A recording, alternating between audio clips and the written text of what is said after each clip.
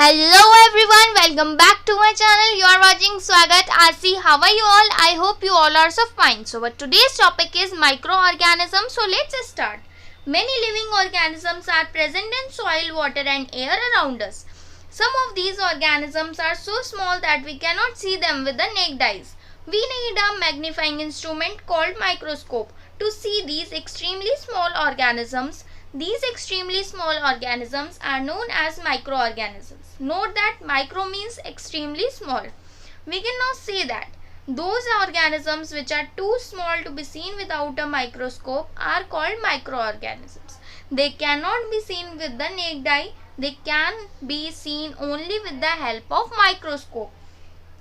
There are 5 major groups of microorganisms. Microorganisms are classified into 5 major groups.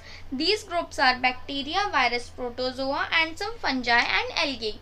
So now let's first start with bacteria. Bacteria are very small single-celled microorganisms which have cell walls but do not have an organized nucleus and other structures.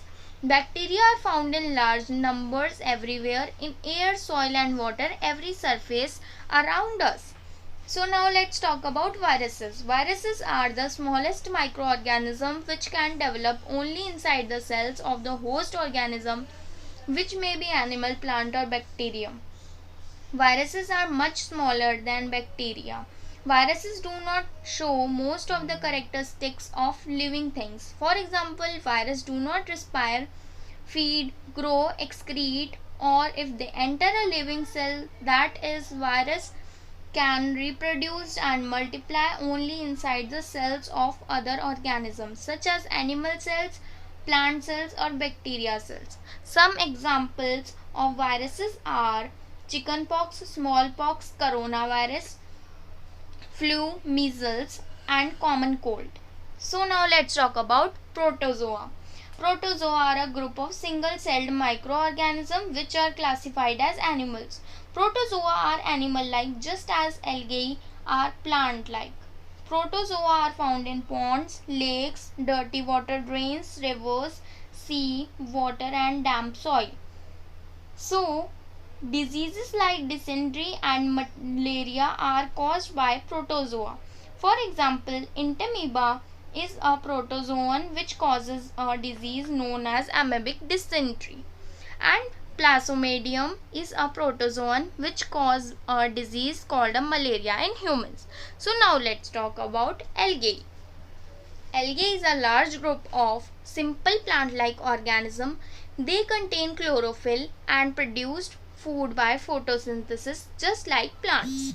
Algae, however, different from plants because they do not have proper roots, stems and leaves. Some of the examples of algae are Spirogyra, blue-green algae, diatoms and seaweeds. Only some of the algae are unicellular. Most of algae are multicellular. For example, diatoms are single-celled algae, whereas blue-green algae and Spirogyra are multicellular algae. The blue-green algae have the ability to fix the nitrogen gas of atmosphere. So now let's talk about fungi. Fungi are the large group of organisms which do not have chlorophyll and do not have photosynthesis. Some fungi look like plants but they cannot make their own food like the plants. Do fungi need moist and warm conditions to grow?